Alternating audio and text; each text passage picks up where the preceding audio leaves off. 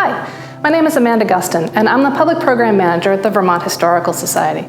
Today, I'm going to share with you an item from our collections.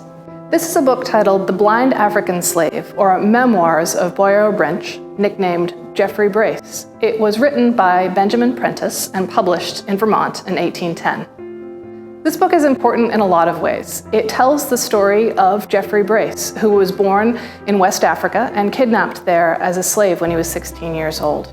He became a slave in Barbados and then eventually came to the United States. Brace served as a sailor in the 7 Years' War and then as a soldier in the American Revolution. After the Revolution, he was freed.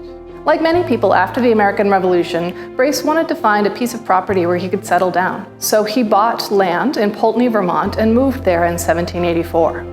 Brace farmed the land, cleared the land, and raised his family there. His story is similar to many other European Americans coming to Vermont at this time, looking for land to live on. Brace's story is different from other early Vermonters because he was a black man, and he recounts quite candidly his experiences of discrimination and racism in the communities he lived in Vermont. He eventually left the land he had purchased in Poultney and moved to a number of other Vermont towns, ending up in Georgia, Vermont. In 1810, Brace told his life story to Benjamin Prentice, who was an anti-slavery activist.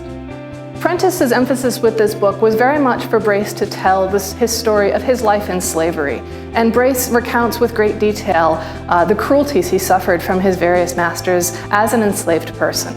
Ultimately, Brace's story is an important one because it shows us the life of an early black Vermonter who was, like many other early Vermonters, seeking land on which he could settle. But it also tells us important distinctions about how a black Vermonter might have experienced life at that time differently from a white Vermonter. Thanks for joining us today. Make sure you're following the Vermont Historical Society on social media for more about Vermont history.